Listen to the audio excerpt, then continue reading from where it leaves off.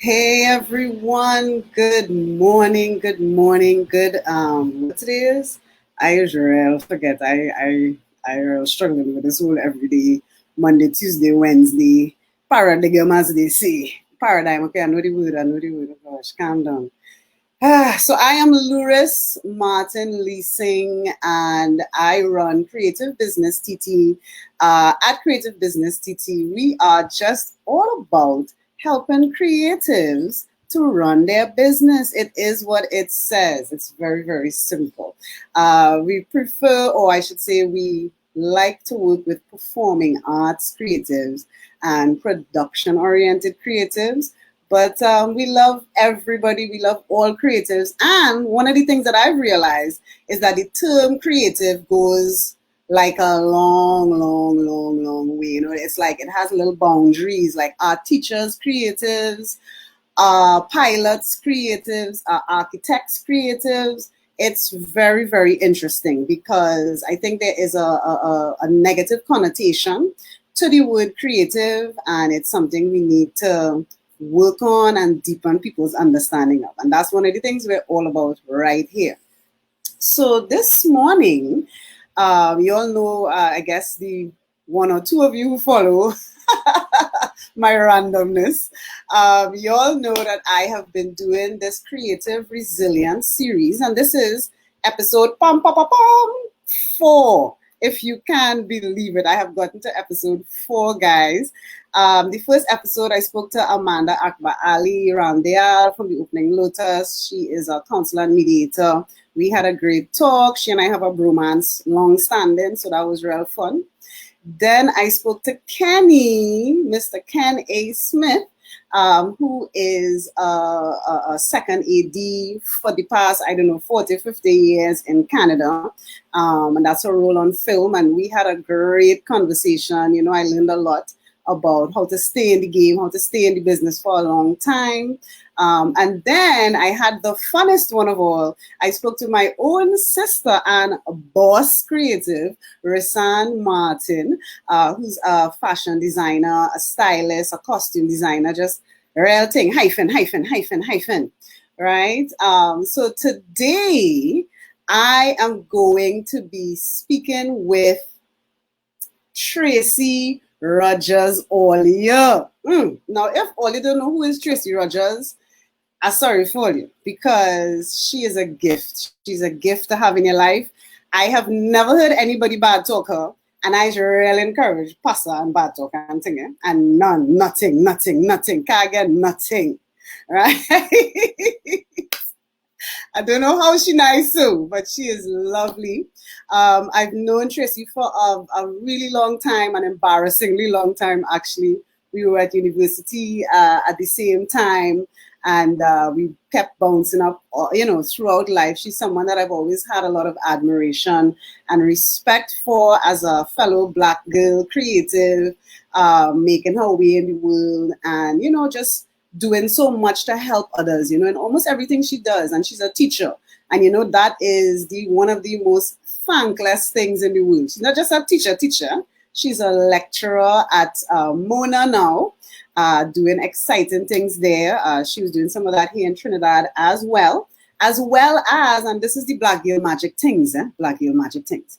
She has been running a therapeutic center called Wholeness and Wellness Counseling. I hope I got that right, because she's listening and she's going to correct the crap out of me if I get it wrong. Wholeness and wellness. And, I think that just speaks to everything we need right now. And even before, wholeness and wellness. So Tracie is a creative. I know her as an actress, director, producer, an outreach teacher using theater, using all these amazing things. And, we have been going through it. I had a chance to talk to her just a few days ago. And, like me, it's been tough during the pandemic. Things have happened. I don't know if you all know, but somebody stole my car just a couple of weeks ago. I am crushed. It is really, really rough. And, in the midst of the pandemic, I'm uncertain about work. I'm uncertain about the future. I have a family to feed. and now my car is gone. So it is really, really tough. So I called Tracie. And she is here waiting in the wings looking gorgeous, like so gorgeous. I don't even want to show you her because I'm not looking as gorgeous when she's here being gorgeous. But I brought a secret weapon, William. I brought my no makeup glasses. So now that I have on my no makeup glasses and I look a little nicer, I shall bring in the lovely Tracie. Hi, Tracie. Hi, Loris. I'm so glad to be here. I'm so glad to be here. Loris, do you know what I want to tell you? What You talked about us knowing each other since university. We have actually known each other since high school. It's true. Your cousin was in class with me. And we would go and hang out by your aunt. Oh my God. Providence Girls Catholic School. You was part of the Providence Squad. I was part of the Providence Squad.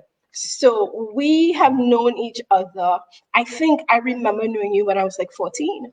Oh my God. Just not too long ago. So that's what, like 12 years? 12, 13 years. 12. Kind of put more like 13. You'll be 30 soon, girl. Well, that's 14. So we have actually known each other since high school. So we have known each other for a long time. Long time. We have a few viewers chiming in. Hi, Risan. Hi, Risan. Morning. Man, decent Nicholas Chang. As I live lovely, lovely people taking us in on the live this morning, girl. Good stuff. Good stuff. So when I asked you to do this, which I'm so glad that you agreed to do, and I knew it would be like this. I was like, I don't want to do this if I'm not going to be laughing and chuckling because we don't even know what we're laughing and chuckling at. We're just there, you know? When I asked you to come and do this, you know, I was in a kind of space where I am, and I still am, you know, kind of hurting from not just the whole pandemic, everything, you know, having my car stolen, just all of the stress and uncertainty around that. And I thought, you know, Tracie, you know, does counseling, does therapy, does outreach, you know, helps so many people. Let me talk to her and see if it makes me feel better, you know? And it did. And not because you gave me some sort of magical, this is what will make your life better, Loris. Do this twice a day and all will be well. No, you were like, girl, I struggling too. I was like, I don't know if I'm the person to speak to at this point in time. Can I refer you to somebody else? I actually came up with 2 people for you to I know. I want to give you. And I really think you should talk to her. So I'm like, I know some other creatives who can help. Yeah, because this time has been really difficult for me. You know, one of my favorite definitions of yoga, and I try to do yoga, is that yoga is the practice of staying. And I feel like COVID and the pandemic has been yoga.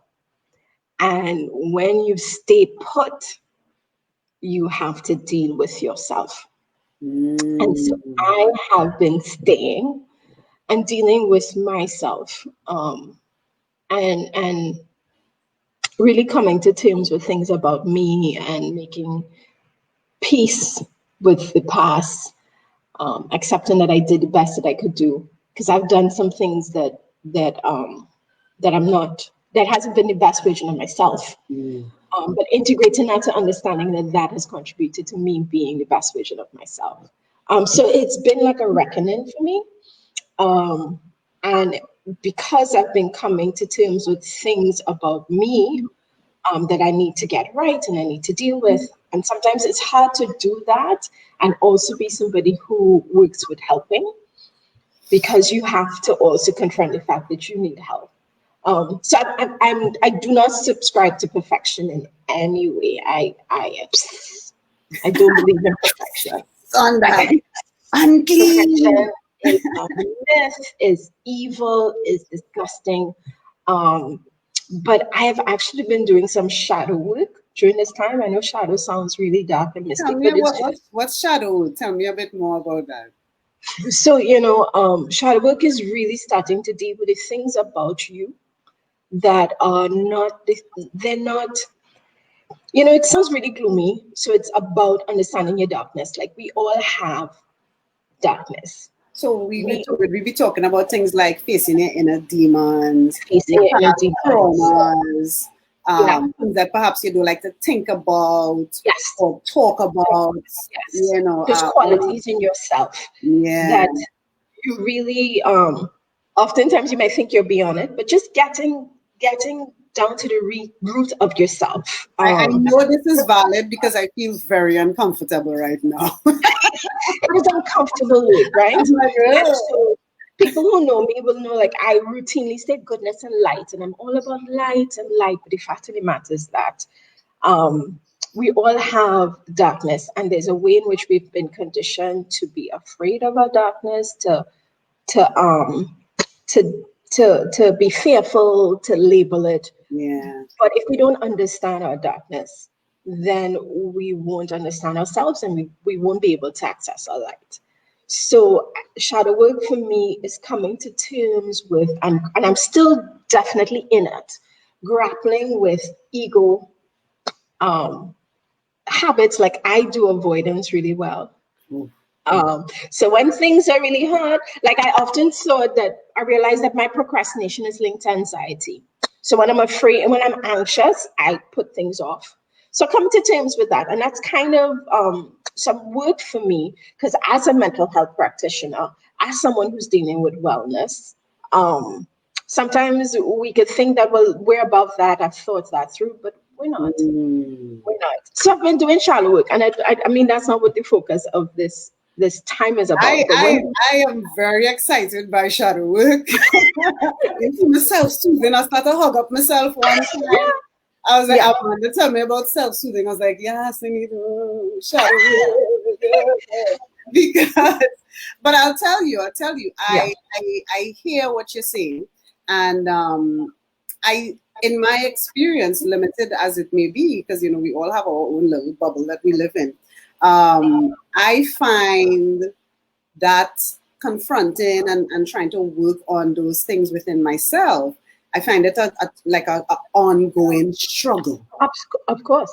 And I'll say to myself, okay, so I am very into being strong, like being positioned as strong, as knowing everything, as knowing what to say next, what we do next, what's the plan. I'm always the one everybody goes, so what we doing next? And I'm there like, I don't know anything more than all you know, but okay, I'll take a stab at it, But so doing that and putting yourself out there like that, and then kind of coming to terms with where I was ignorant. And went in thinking, oh, I know this is her, and then, oh, wait a minute, I don't know, and I'll still go ahead, arrogant, rude, rude. Did I say rude? And I replay these things over in my mind, and I ask myself, well, how could I do this? And when I replay it in my mind, I start to get more comfortable with what happened. Yeah. Almost like I'm watching you, and I feel the feelings that I felt in the moment, the anxiety, the anger, the hurt, whatever the feeling was, the negative feeling, and I feel the feeling coming back up. And I just let it play. I don't know how to describe it. And it kind of slides away a little bit. And then when I come back to it another day or another time, the feeling comes, but it's not as intense. Because you've touched it. Yeah, and for me, it's almost like I touched it. That's a good way of seeing it. It's almost like, when you hurt your wrist and you keep tinging it just to see if it hurts still. And eventually it stops hurting. I think that is when you started to talk about shadow work and thing. I feel like, okay, that's maybe where I might be doing something like that, and that's what the experience is like for me. And it's attending to it. Like, think about it. When we have an ailment, we go to a healer, Yeah, and they tend to a wound. And when yeah, we look at it, we tend to it. So, like, for me, like you're talking about strength, like one of the things I have been coming to terms with, a lot of my strength is wrapped up in ego. Like you kept saying rude, I will keep saying arrogant. yeah, And there's a way in which I could intellectualize the crap out of something. yeah. So it's also calling yourself out. Um, and so in doing that, in touching it, you're tending to that wound. Can we, as Black women, I mean, Yeah. Black Lives Matter, I don't need to go over it. I'm sure we're both clear. I see your hairstyle, you see my hairstyle. We are here, right? We are here. We are here. Okay. Um, as a Black woman, do you think we could afford to exhibit humility? Or you think, I mean, I know there's a school of thought that says, well, as Black women who are educated, intellectual, who have a certain amount of social power, and fearlessness, can we, do we need to be like Pat Bishop out here, like, or Listen, everybody needs to be like Pat this Bishop. is So it. that's Like, what is the line, in a sense, between a healthy self-respect and sense of self, and being able to interact well with other people, and like just being like, get out of my freaking way. You know what I mean? You are nothing. You know. I, one of the things that I am coming to terms with is this one-dimensional view of women and Black women in particular. And like, we have to be strong, we have to be polite, we have to be ladylike, we It's a have lot to of be kind. contradictions. It's a lot of contradictions. But so I think anything that dispels that one-dimensional view of what a woman has to be, like, I think that some of the ways in which some of the struggle between Black men and Black women has to do with that one-dimensional sense that we are this one thing. Or, like, I can't tell you how much I hate when somebody says, you're such a strong Black woman. I'm like, yeah, and I'm sad and I'm weak and sometimes I'm lonely and sometimes I'm angry. Like, I am all of those things. And there's a way in which I think as Black women, we have to allow ourselves to really embrace all that we are, the plurality of ourselves. And maybe that's what shadow work is about. So when I Yeah. kind of embrace that, like, there's a power of a Pat Bishop. Come on, come on. Come on. But it's also being able, I think you said something earlier, this is lifelong work. We will never arrive. Yeah. So Mm. we I think that constantly that need to that be working that on this. is so important to hear, that it is lifelong work, that you don't expect that you go to a therapist or you sit down with your marriage counselor for one session, and if it's not sorted after that, then what I mean, you're wasting money. No. It's lifelong work, is working with somebody, is learning how to practice. And it's work that we're all doing. As a therapist, I'm doing the work.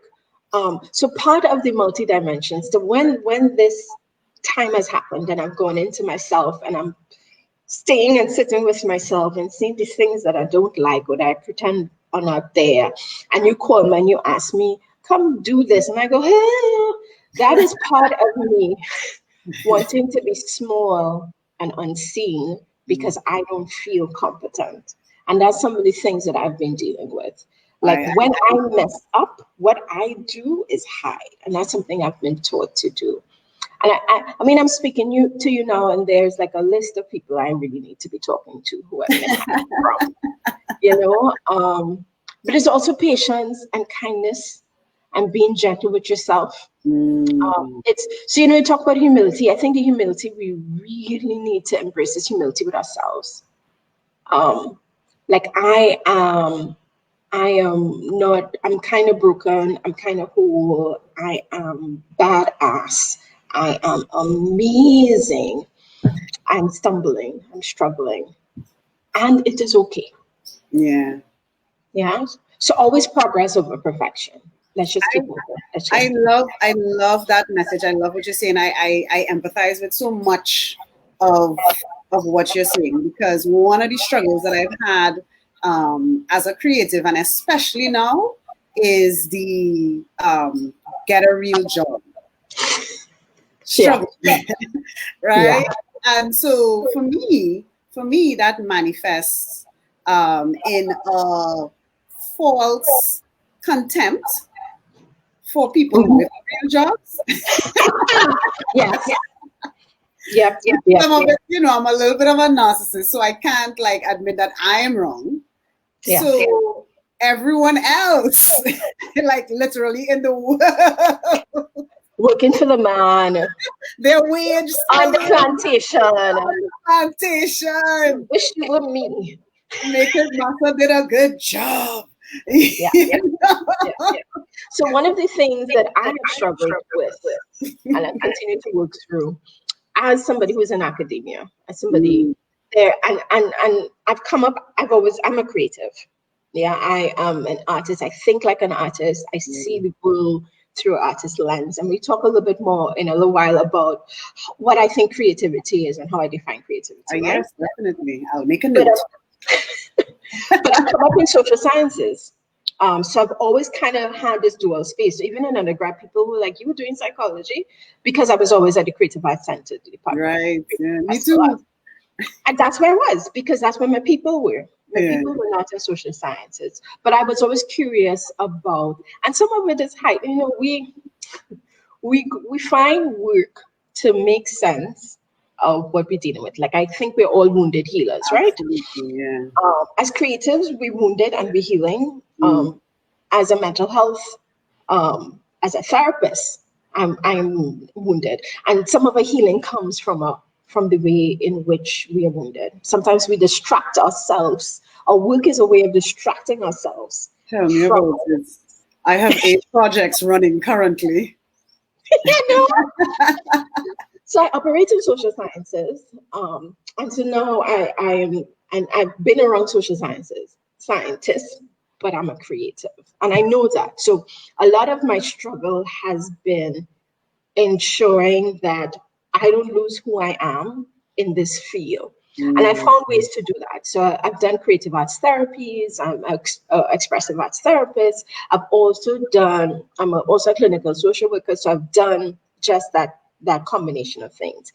So sorry, what you're saying is that you have been able to integrate your creativity and your creative expression, your performing arts, directing, playmaking, things like that, and you've integrated it into the academic and the opposite way. Okay. The opposite way. I want to say, I mean, you said I've not done directing, so that's not my area, or playmaking. So I've been an actress. I worked with Art in Action while I was an undergrad, and I spent time really appreciating theater and the power of theater through Roll Gibbons, Stanley Lindesay.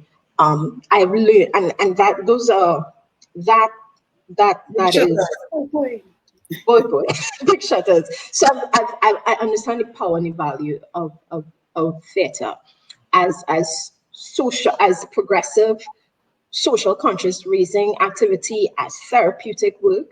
So that's my root. I integrated being a social scientist into that. Yeah, was the other way around.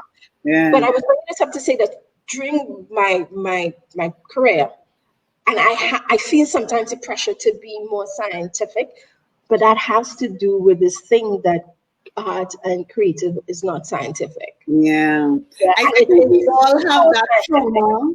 I think Caribbean creatives have that trauma. Most of us, and the few of us who escape it, they do great things and they suffer terribly in a world where nobody gets it. Yeah. Even their fellow creatives. And I feel like I've been on a journey throughout my creative life through the choices that I've been making, good and bad, right? Where I've been building my creative confidence. I saw Mia Motley do a talk, Hurt Mother Mia. Mother Mia. Oh God.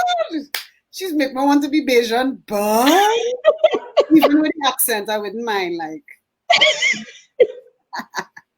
no, we love you, Bajans. We love you, Bajan. Barbados is beautiful. Thank you for Mia Motley. It's a gift to the. She's a gift to the Caribbean. Listen, to the world. To the world. She's a gift to From the Caribbean to the world. I mean, a wonderful woman. I follow everything she does, and she did this wonderful talking about creative confidence and us being confident of where we come from and what we have. And hearing you talk about that, create that creative work, that appreciation for theater, of that appreciation of the developmental component of being a performer, of being part of that process, and that you have made a deliberate effort to not put that aside and say, well, this is the hobby, this is the fun thing, but to say, well, I'm going to take all this other stuff, this serious stuff, this real stuff, trying to air my directions of this real stuff, and that is what I'm going to build everything else on. That's my touchstone. I love that, because I think too often, and I think right now in the midst of this pandemic, there's almost like a kind of a subconscious and I guess overt push to get creatives out of the creative sector, to almost say, stop wasting your time with that. Time to move on and get a real job. Come and be unhappy with the rest of us, because what you've been doing and getting paid for is not real work. And I think that there's this trauma, there's this guilt in the back of all of our minds as creatives coming up in the Caribbean, in a place that is so hostile to valuing creative work. Absolutely. That we suffer, to the point here where people were like, creatives getting a grant. Why? People were upset. They're like, what about the people said things like, what about the real people out here? Ridiculous. So we all have these creativity scars, and I don't necessarily think it's a Caribbean thing. I think I agree. It's global, right? So we have this values too. It's your society. It's a society. Yeah. And then we like to think that not everybody is creative. So one of the things I don't subscribe to is that I think we're all creatives. Absolutely. And there's a writer, scholar, that talks about the only gift that you will ever give to the world will be born out of creativity. So creativities are good, right? And we are all creatives. Yeah. And most of us have this creativity scar. Somebody told us when we were really young, oh, that's how you draw. Yeah. Somebody said to us, color was in the line. So we all have something, some voice that has told us, you are not good at making stuff and you need to go into this way. And some of that came, and I think it's important for us not to demonize that, because that came from people who wanted us to achieve and become more. It's like how I think about punishment. Like, I understand the function of disciplining and holding a child together for fear that the world would destroy them. Yeah. I think we need to move beyond that now, but that's a different podcast. Well, I think that's a whole another podcast. Because in the same way, these creativity scars we were given, I think it's important for us not to demonize our parents. And those of us in this generation who are now doing it to our children, because the motive has been to save us. But we need to really understand that creativity is a way of knowing, the same way that statistics is a way of knowing, the same way that surveying is a way of knowing. And we feel as though because, and people who, and so I think we're all creative, but then there are some of us who have used our creativity as work. And I think that, those of us who do that, we're in a different category. Yeah, our creativity is really how we are going to be sustaining ourselves physically, metaphorically, right? Yeah, I do think I agree with you, and I think because I've been making that conscious choice all along to make my money from my creativity, in a sense, I guess if I want to up my income, I have to up my creative confidence.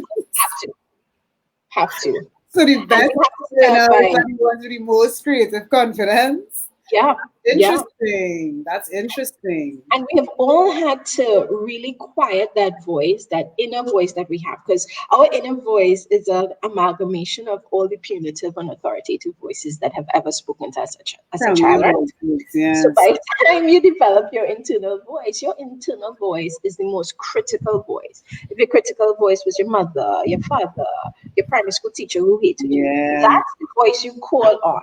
So when I put on something white and I make a mess, my mother, who I love dearly, her Yeah. voice in my head says, like to wear white, can't keep it clean. Yes. That voice is my voice. It's a way in which we become the perpetrator Yeah. in our heads. So Yeah. for creatives, we have had to struggle with that and move past that. So it's where is I think that's part of the reason why we get so upset when people like I have dealt with that. I've made sense with this is the to come and tell me what I need to do. I'm not battling within and without. Yeah. But how do we like what do you do to sort of like build your creative? I mean, I forgot. Ah, you've been painting I've been painting. during the pandemic. I've been Uh, painting during the pandemic. why have you been painting, do you think? All right, so You so know, here is so here's the phenomenal thing, and I guess this is where my social science brain meets my artist self. Yeah. So there's all this phenomenal research around creativity, increasing gamma waves in the brain, right? Creativity helps us to really push past trauma because it helps us to integrate what's here with what is imagined. mm, Um, so there's lots of fabulous science now. yeah, boy, that's a real exciting. Just that sentence, integrate what is here with what can be, Imagine what can be it imagined. Yeah. literally, yeah, creates waves in the it creates alpha waves in the brain. It literally changes the structure of your brain. So there was a point in time when we didn't believe in neuroplasticity, and let me tell you what I mean. So neuro has to do with the brain, and we kind of thought, well, the brain is what it is, and Yeah. then it doesn't change. So you have this brain, and then this is what you're working with for the rest of your life.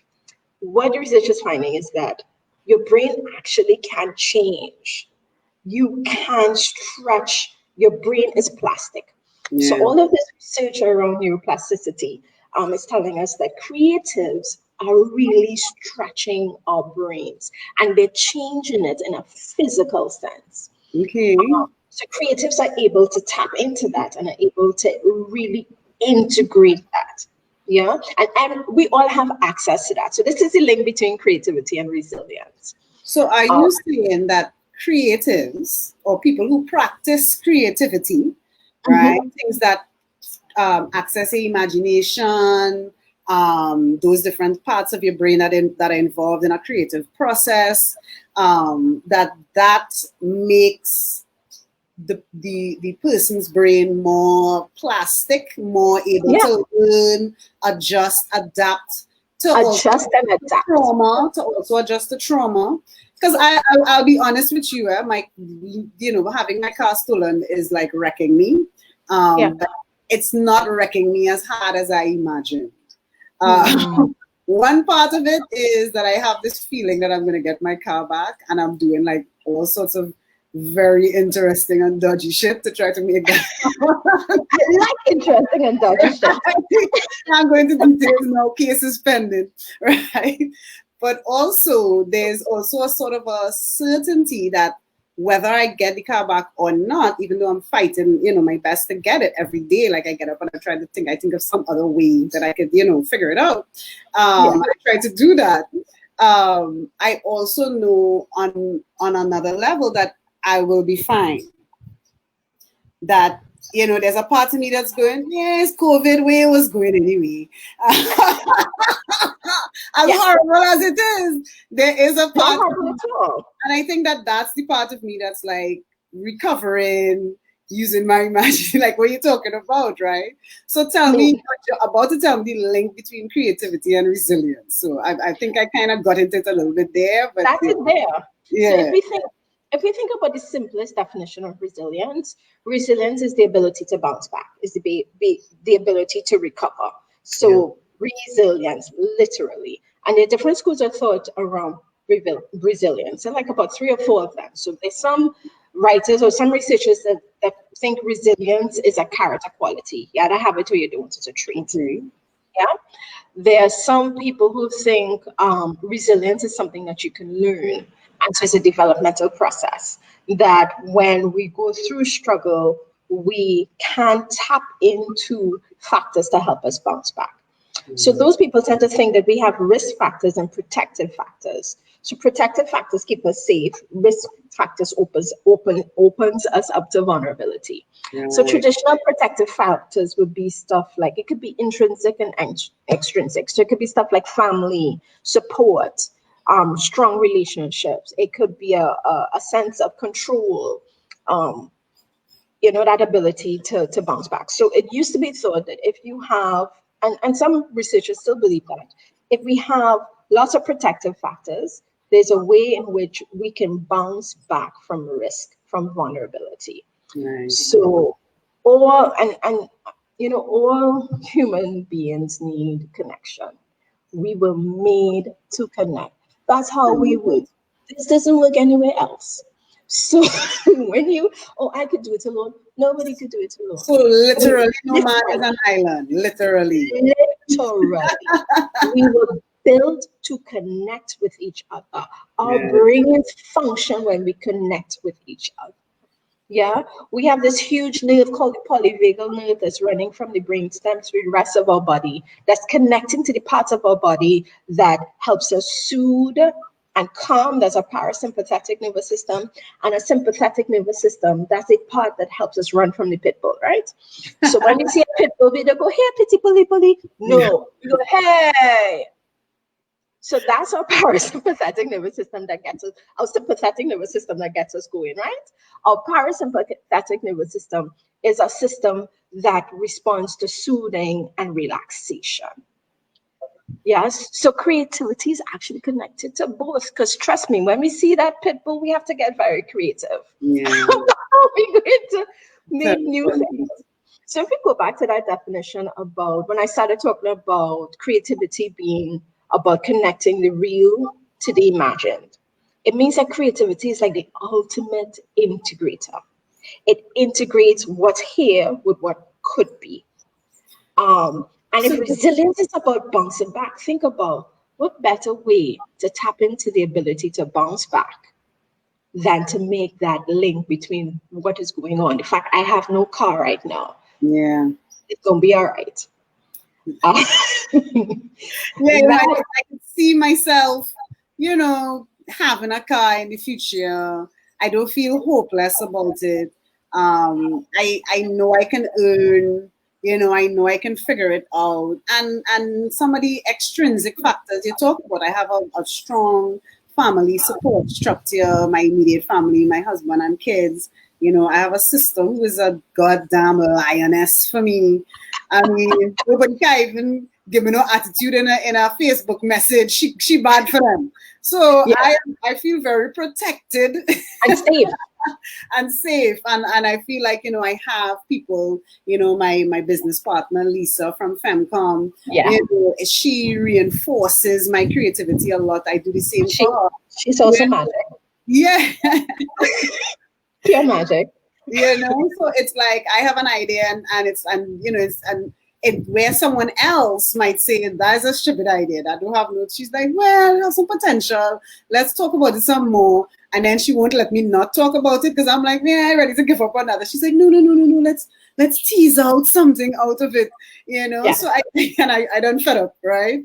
So I think it's important to kind of seek out people, and find people who could give you that kind of protective, and it doesn't Absolutely. have to be romantic, No.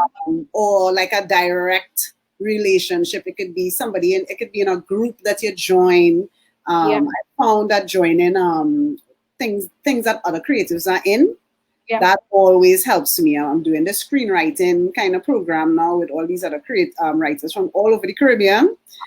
And it gave me back a lot of energy to get back into producing, you know, because I was like, produce what? Didn't have COVID, you can't do nothing, you know. And then I'm like, and I'm talking to all these other people from the Caribbean, and one of them is like, yes, I just had a discussion with somebody from Netflix, and the next person is like, you know, and everyone is like, yes, I'm trying to make this show in St. Lucia, but I don't know if anybody will come, you know, and I'm in rehearsals now because we don't have any quarantine because we have no disease here, you know, and I'm like, things are happening, you know, because in Trinidad, it feels like everything is daddy.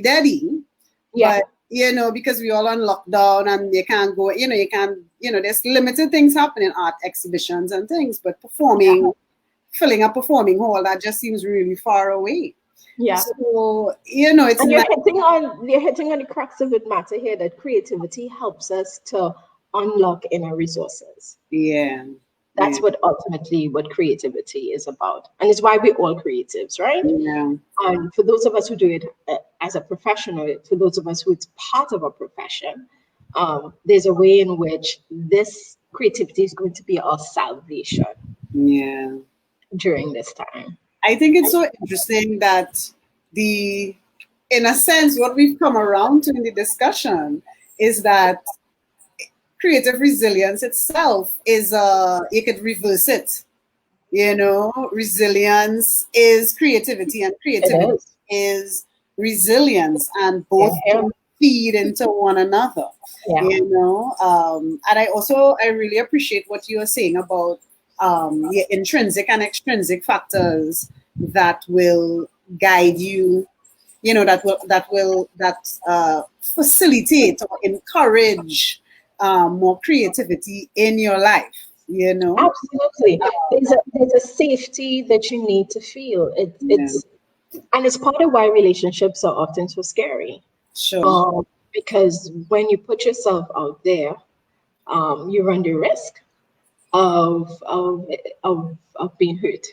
Yeah. And we all want that connection, right? So sometimes when a relationship gets shaken, when someone ends a relationship, it almost puts us into a kind of primal panic. No.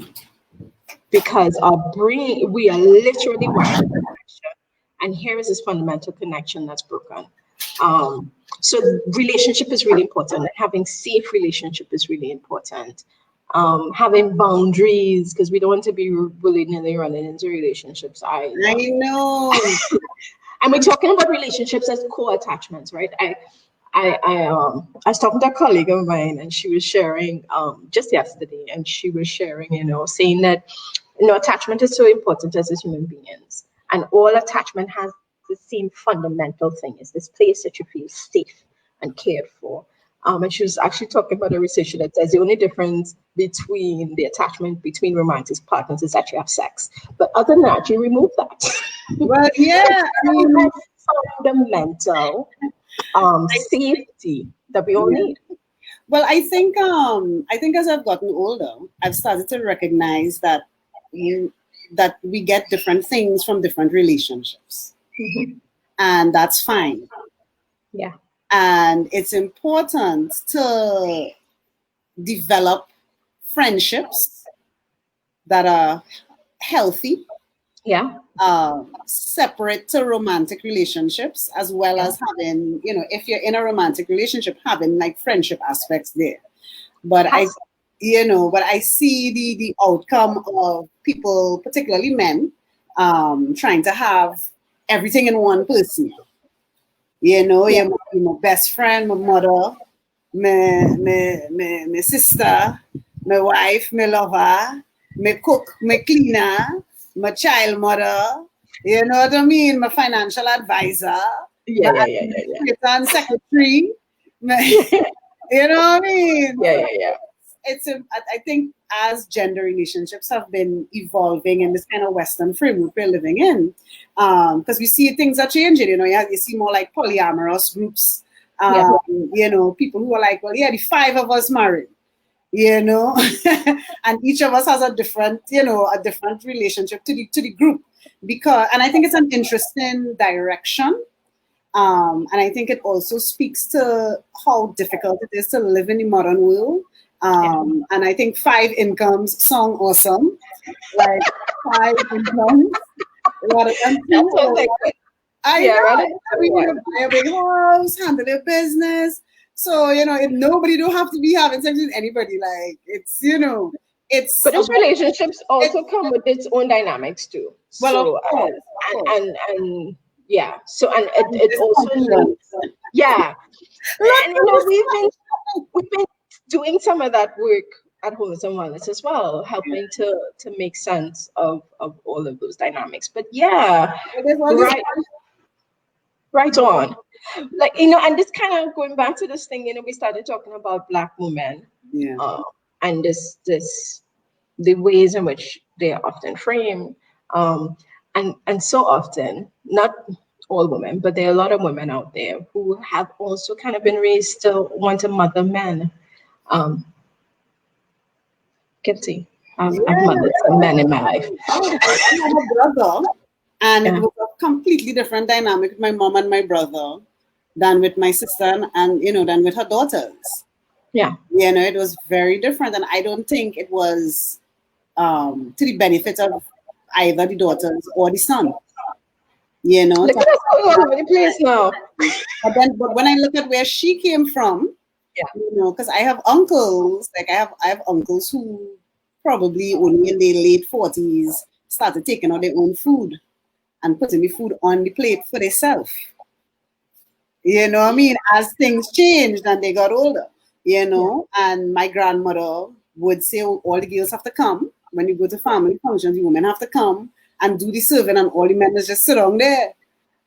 So, at the end of the day, it's easy to look at certain behavior and say, oh, but, it's an evolution. And I think we're continuing that. And I see so many creative approaches to relationships emerging, creative approaches to teaching. One of the things I'm very excited about right now is gamification.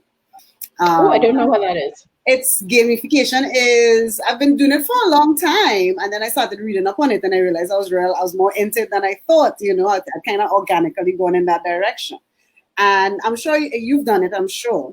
It's where you make learning a game. Sort of like you use video game elements, things like quests, rewards, not just that, it's also a framework approach. But I know in designing workshops and facilitation and stuff. You have to have almost like a goal at the end for the kids. And we have to work towards it together and and all of that. So it's about kind of bringing those elements. And I think a lot of that already exists in theater, which is, one of my main things, theater and drama, exercises, performance, the whole thing. So it's something that I'm integrating more and more and looking to create some online courses around. So nice. Exciting stuff. So before I forget, Tracie, because we are 50 minutes in, can you believe it? Right? We have just a few minutes left. But I wanted to see your painting. I think it's beautiful. Show us the paintings, paintings. I started painting during the pandemic. This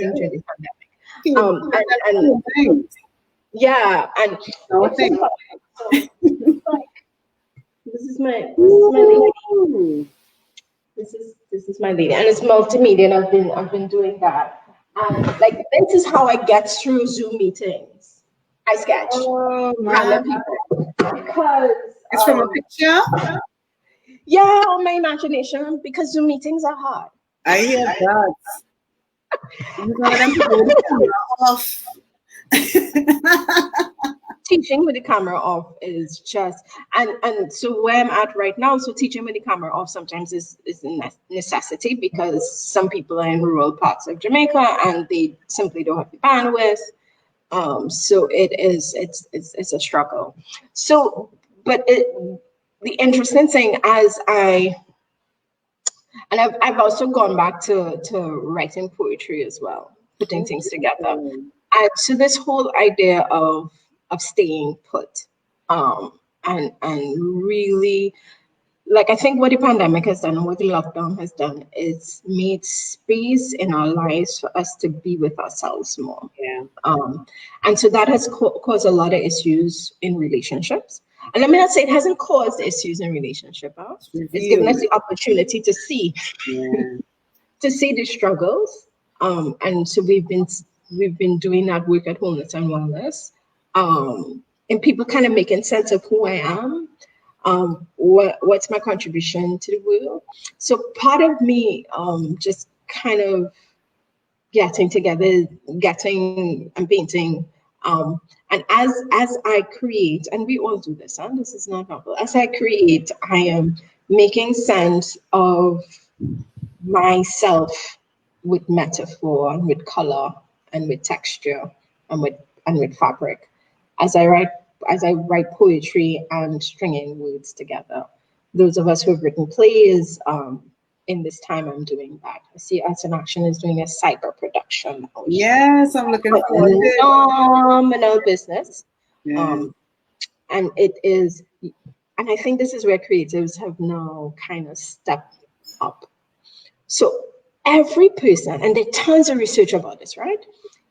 Every person who has achieved the ultimate success in their field, regardless, have talked about making time for some kind of creative process. All of them, they do something. It is how we tap into imagination. And so I think this is a special time for creatives to understand that we have resilience at our fingertips, because we're not in denial about being creatives, first of all. Right. Because we're not afraid to show ourselves to the world. Because we deal, vulnerability and risk is the currency that creatives deal with every single day. I put my crap out there, and especially now in the social media age where everybody could say a mean thing, and then leave. Everybody have to look at you in the face to tell you we're crappy, and everybody have an opinion. But creators have been involved in this risk taking now for their life. Yes. Yeah. So the kind of research I engage with has always been risky research, because I bring in photography and painting. So we're people who are really in tune with their creativity. We're ripe for resilience. Yeah. And the only thing that's going to get in the way of resilience is the noise. Yes. The get a real job noise, now you will suffer noise. Meet the standard noise. You are not a real scientist noise.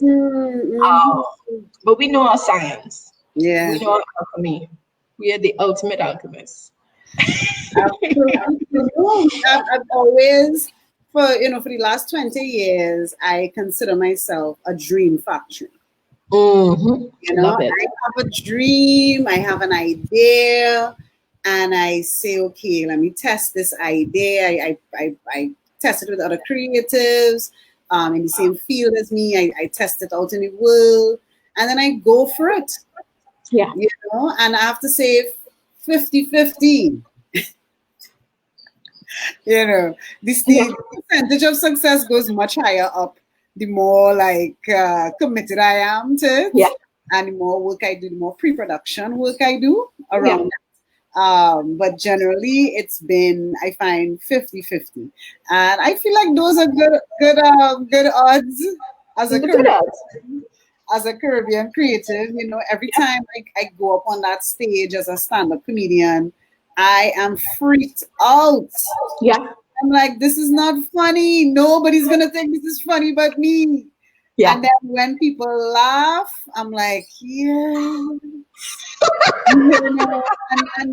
the hardest thing to do as a stand-up comedian is to try out new material. Wow. Because when I've tried out material, and I think everybody experiences this on some level, and this is why people who may not identify as creatives may not take that step to try something creative. because it's that act of showing somebody something that you've made that hasn't been validated. Mm-hmm. You know, that other people haven't said this is good. And every time I go out there with new comedy to a new audience, that is what I'm doing. I'm saying, and that's where the creative confidence has to come in. Because I have to say, I know this is funny because I know funny. I know when I'm funny. Often I don't know, and when I go on stage, I bust horribly. And then you're resilient because you bounce back like that. I'll always get 1 or 2 laughs. Like if I have a 5-minute set, I'll get like, if I get 2 laughs, I'm like, oh, I got 2 things there that are funny. I'll keep those 2 things and re-examine the rest, you know. And I think people who don't identify as creatives need to take that risk, because it is a risk, especially if you're not in a protective space where you don't have people telling you you're wonderful and everything you do is great. And I'd love to see more and try this again a different way. Or people who don't know how to critique, which I think is most people. When I let the insecurities get in the way. Yes. Yeah, they get the insecurity, and that's what it is. But as somebody who may not identify as a creative, or even someone who identifies as a creative, to say, look at this thing that I made. You know, what do you think? And in that sense, creativity is ordinary. Creativity is extraordinary, but it's also ordinary. So I know this show is geared towards creatives, but for those who don't consider themselves a creative, or who is not using their creativity as their life work, we all need to tap into that. So creativity is in your recipe. Creativity is baking a bread. And those are the things that have been getting us through the pandemic. I have made so much bread. I have also done a good bit of baking. So much bread, so much cookies. I made double trend. It's ordinary. It is stepping out and reaching towards imagination and integrating that and making it present. For people who use creativity as their lifeblood, as their blood, they sweat, their life work, we are doing that in different ways. But creativity is also, and we all have to be creative people. So we need to get rid, at least I think we need to move past this, I am not creative, they're creative people, not creative people. The same way we need to get over the resilient people and non-resilient people. I think we can all tap into resilience. I think we can all tap into creativity. And then for the extraordinary creatives, the people here who are using it as a life work, us. So we need to also understand the science about how we use creativity, not just to produce work, but to really heal and hold ourselves together. I couldn't agree more. You know, I think as creatives in Trinidad and Tobago and the rest of the world, you know, we really have to start looking more at best practice. We need to start talking to each other more and figuring out what is working for some people, you know, to see if it could work for other people. We need to be more transparent about our work, our income, our earning to exist. You know, we can't say to the government, give us more funding, we're creating jobs, and the government's like, where? Where's the taxes from it? What is, you know, government's interest is in revenue, you know, and now more than ever going forward. So, you know, we have to show these things. And yet, creativity and art in and of itself has an intrinsic value that we also need to accept, that it's not about how much money a painting sells for or how many people attend a show.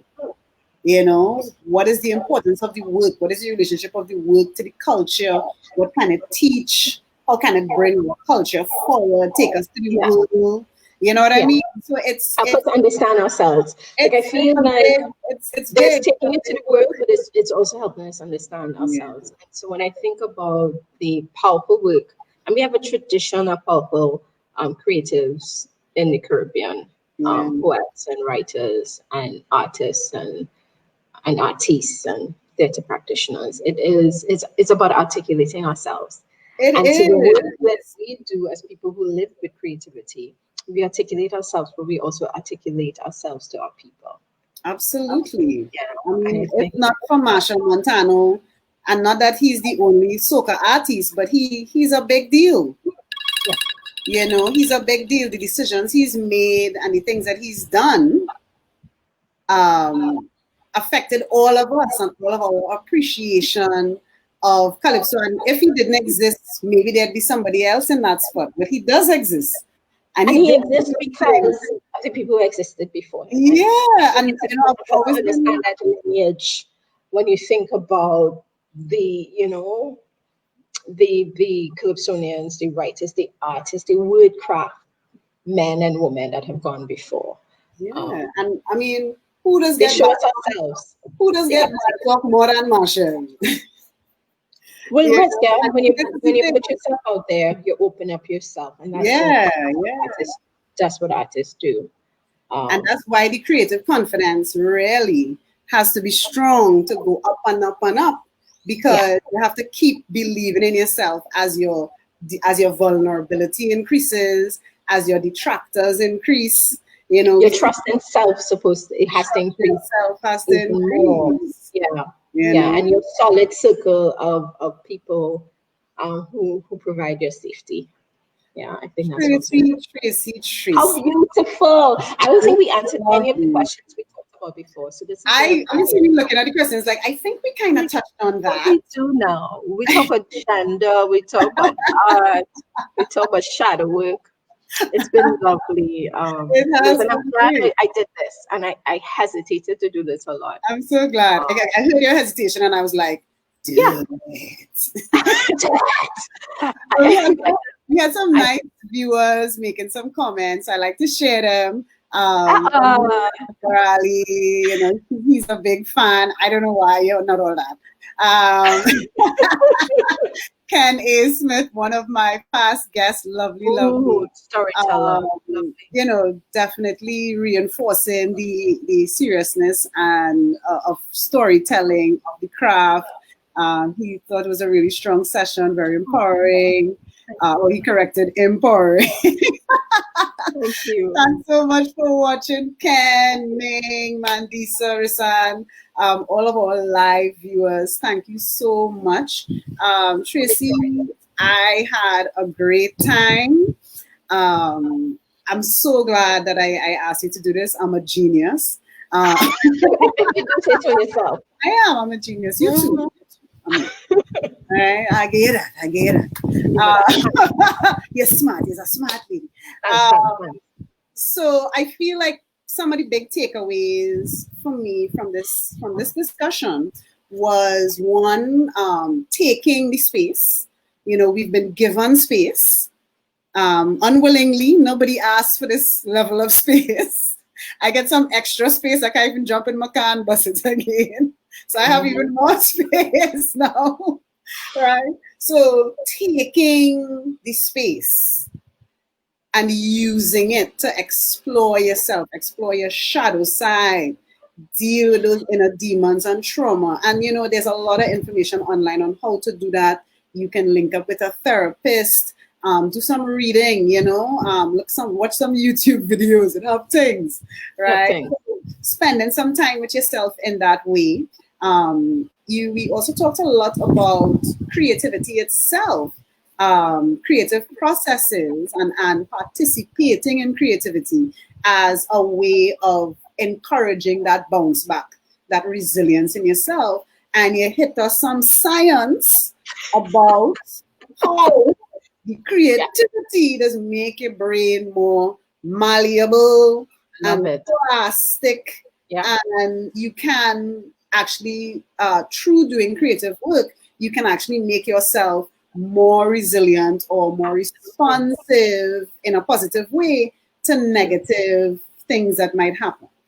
You also said that this kind of creativity can best be nurtured when you have that interaction, that positive interaction with other people, that Yeah. we are not an island, and by interacting with other people, we actually grow and develop and build our creativity. When it's protective, Yeah. when it's supportive, Yeah. and that if we are in relationships that are not supportive, are not protective, are not useful to us, we can look to alternatives. And one of the things I really liked that we talked about was that we can look for different things that we may need in different people. You know, I mean, we sort of threw away conclusively the romantic notion of finding everything in one person, you know, and this is why we have a village, you know, those 150 connections that we all kind of walk around with all the time, right? So I really enjoyed it. I think we had some good takeaways. I don't know if there's anything else you would like to add before we wrap up. You're amazing at wrapping up. Can I? Thank you. Thank you so much, Lewis, for asking me to do this. Thanks for inviting me. And this has also been a great opportunity. You know, we teach as we speak, and is a constant reminder that life is about working constantly. We are not going to arrive. Listen, work in progress. Work in progress. Not quite WAP. This is WIP. Yes. What I love about you, Loris, is that you are the same way you were when we were 14. And now that we are 44. Now that we're almost 30. Almost 30, Tracie. Come on. Come on. Come. Listen, I am so happy to be a woman in her 40s. I worked real hard to get here. Me too. It's the gravitas. I enjoy that a lot. I enjoy the like walking in a room and people just defer to me automatically because I'm a woman of a certain age. Awesome! And then I open my mouth and all the gravitas lost. Beautiful, Iris. Thank you so much. All right, guys. Thank you so much for joining us. Thanks to Tracie Rogers for being my guest on the show this morning. Had a great time. Lots of great takeaways. Lots to think about. Lots of work to do on myself. Do it on yourself. Let's all do it on ourselves. Love you and enjoy the rest of your week. Bye.